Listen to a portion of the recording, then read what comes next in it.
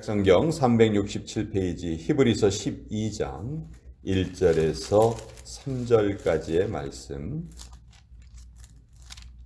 히브리서 12장 1절에서 3절까지의 말씀입니다. 우리 찾으셨으면 히브리서 12장 1절에서 3절까지 같이 읽겠습니다. 시작. 이러므로 우리에게 구름같이 둘러싼 허다한 증인들이 있으니 모든 무거운 것과 얽매이기 쉬운 죄를 벗어버리고 인내로써 우리 앞에 당한 경주를 하며 믿음의 주요 또 온전하게 하신 이인 예수를 바라보자. 그는 그 앞에 있는 기쁨을 위하여 십자가를 참으사 부끄러움을 기으치 아니하시더니 하나님 보좌 우편에 앉으셨느니라. 너희가 피곤하여 낙심하지 않기 위하여 죄인들이 이같이 자기에게 거역한 일을 참으신 일을 생각하라. 하나님의 말씀입니다.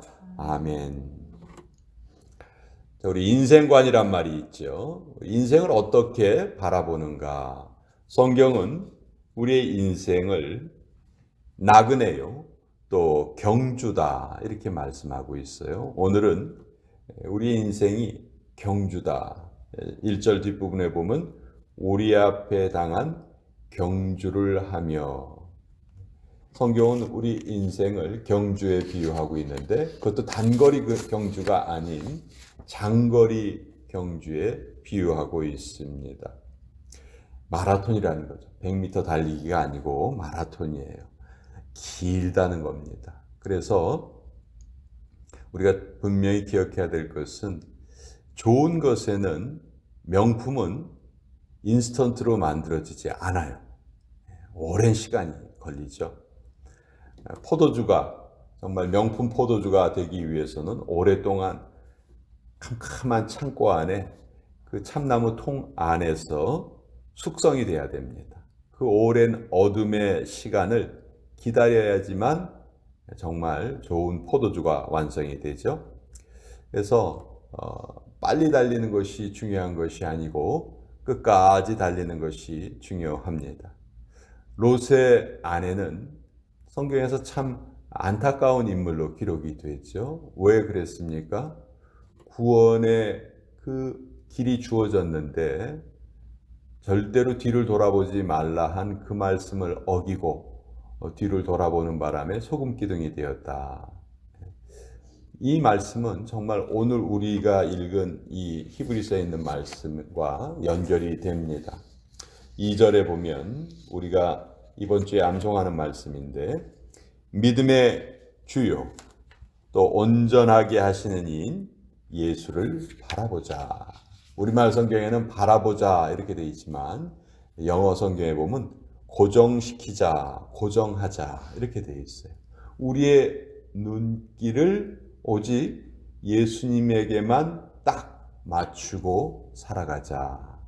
롯의 아내가 하나님의 말씀에 그 눈길을 고정을 시켰다면 그런 비참한 일을 당하지 않았겠죠.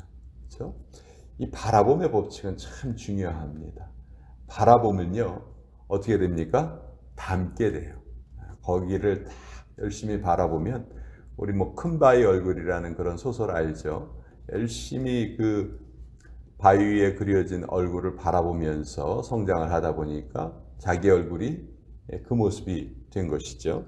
그래서 우리가 어떤 사물을, 또 어떤 것을 열심히 바라보면 동일화 현상이 생기게 돼요. 그래서 무엇을 바라보고 무엇을 마음에 품고 살아가는가가 너무도 중요한데, 성경은 그렇기 때문에 예수님을 바라보자. 예수님을 바라보자. 근데 예수님을 바라보는 것은 그렇게 낭만적인 일만은 아니다 하는 것을 또 오늘 말씀이 알려주세요. 자, 예수님을 바라보자 하면서 2절 뒷부분에 보면, 그는 그 앞에 있는 기쁨을 위하여 십자가를 참으사 부끄러움을 개의치 아니하시더니, 이런 표현이 있어요. 예수님을 바라본다는 것이 그냥 예수님이 그냥 보좌에 앉으셔서 거룩한 그런 권세를 행하시는 그런 모습을 바라보는 것이 아니고 그 모든 영광을 버리시고 이 땅에 내려오셔서 십자가를 지신 그 모습, 그 고난을 다 감수하신 모습. 근데 그 고난은 부끄러움이라고 여기 표시되어 있죠. 십자가를 참으사 부끄러움을 개의치 아니하셨다. 사실 부끄러움 좋아하는 사람 누가 있겠습니까? 누구든지 부끄러움을 피하려고 애쓰면서 살아가죠. 근데 창조주께서 그 부끄러움을 개의치 아니하셨다는 거죠. 왜? 더 큰 목표를 이루시기 위해서. 그 더 큰 목표가 뭐였습니까? 우리 죄인들을 구원해 주시려는 것이 하나님의 더 큰 목표이셨죠. 그러니까 그 목표를 이루기 위해서 잠깐 거쳐가는 부끄러움을 개의치 아니하셨다. 우리의 삶이 과연 그런가? 우리는 그 큰 목표를 이루기 위해서 부끄러움을 참기보다는 그 부끄러움을 참지 못해서 목표를 이루지 못하는 일이 너무도 많지 않은가. 오늘 이 말씀에 비추어서 우리를 다시 한번 살펴봐야 되겠습니다. 자, 창조주께서도 부끄러움을 당하셨다는 것은 피조물인 우리는 그런 일이 얼마든지 있을 수 있다는 것이죠.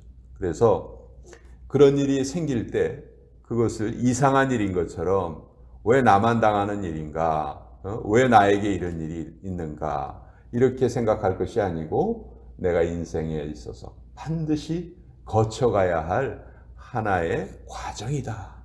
이렇게 생각하라는 거예요. 그래서 3절에 보면 너희가 피곤하여 낙심하지 않기 위하여 죄인들이 이같이 자기에게 거역한 일을 참으신 일을 생각하라. 예수님이 능력이 없으셔서 참으신 것이 아니에요. 예수님이 그 순간 얼마든지 자기에게 거역하는 자들을 벌하실 수도 있으셨죠. 그러나 예수님은 그러지 않으셨어요. 왜? 그들을 사랑하는 마음이 먼저 앞서 있으셨기 때문이죠. 벌하시는 마음이 우선되었다면 이 땅에 남아있을 사람은 아마 아무도 없을 거예요. 근데 예수님이 사랑하시는 마음이 더 크시고 더 앞서셨기 때문에 우리가 오늘도 이렇게 하나님의 은혜로 살아가고 있는 것이죠. 자, 우리가 왜 신앙생활을 합니까? 왜 우리가 이렇게 하나님의 말씀에 집중하면서 살아갑니까? 무엇 때문에 그렇습니까? 왜 예수님을 믿는가? 어떤 사람은 죽음의 문제를 해결하고 싶어서, 또 어떤 사람은 병 고침을 받고 싶어서, 어떤 사람은 정말 나 정신적으로 깊어지기 위해서, 수양하기 위해서. 다 좋은 목적이죠. 그렇지만 그것이 본질은 아니에요. 우리 믿음의 본질은 나보다는 하나님이 앞서는 것, 나보다는 하나님을 우선시하는 것, 그것이 우리 믿음의 본질입니다. 자꾸 이 본질이 뒤바뀌면요, 종교가 타락하게 되고 종교가 악해집니다. 왜냐하면 그 종교를 통해서 자기 이익을 구하려 하거든요. 이것이 종교가 타락하는 모습이고 하나님이 제일 미워하시는 모습이죠. 그래서 우리는 신앙생활을 하는 목표를 뚜렷하게 알고 있어야 한다. 오늘도 나를 만족시키기 위해서 내 삶에 필요한 것을 구하기 위해서 신앙생활하는 것이 아니고 그것은 부수적으로 2차적으로 주어지는 하나님의 은혜이고, 첫 번째는 먼저 하나님의 이름을 높이고 하나님을 기쁘시게 하고 하나님을 영광스럽게 하시는 일에 우리의 신앙의 첫 번째 목적이 맞춰져 있어야 하는 것이죠. 이런 것이 성경에는 여러 가지 표현으로 표현되어 있습니다. 너희는 먼저 그의 나라와 그의 의를 구하라. 또 주기도문에서도 주님의 이름이 높으심을 받으시오며, 이것이 맨 첫 번째 기도로 나오죠. 그러니까 늘 우리는 신앙의 가장 큰 목적을 알고 생활해야 한다. 그런데 그것을 이루기 위해서 우리가 애쓸 때 사탄이 우리를 가만 놔두지 않는다는 것이죠. 그러나 그런 상황 속에서도 우리가 낙심하지 않고 우리를 구하시기 위해서 부끄러움을 개의치 아니하신, 부끄러움을 별로 그렇게 부끄러워하지 않으시고 당연히 거쳐가야 할 과정으로 생각하신 예수님께 우리의 눈을 고정을 한다면 오늘 우리가 신앙생활을 하면서 당하는 어떤 어려움이나 어떤 부끄러움이나 어떤 억울함이나 그런 것은 결코 문제가 될 수 없다는 것이죠. 오히려 그런 것들이 우리 신앙의 계급장이 될 수 있다 하는 말이에요. 그런 것 전혀 없이 신앙생활을 한 사람보다는 그런 모든 과정을 거치고 믿음 생활을 한 그 성도를 하나님께서 더욱더 기쁘시게 맞이해 주신다는 것이죠.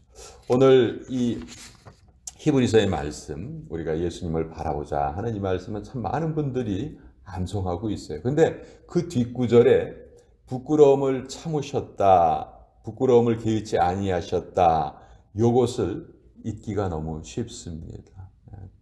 우리가 예수님을 바라본다는 것은 우리 삶에 다가오는 그런 어려움을 피하려 하지 않고 그런 어려움을 오히려 우리 믿음의 계급장으로 생각한다. 우리 믿음의 과정으로 생각한다. 그래서 결국 우리가 이 인생의 길 끝에서 만나게 될 그 영광스러운 예수님을 만나기 위해서 한 걸음 한 걸음 뚜벅뚜벅 걸어가는 것이다. 그것이 우리의 믿음 생활이다 하는 것 오늘 히브리서를 통해서 같이 한번 나누어 보았습니다. 자,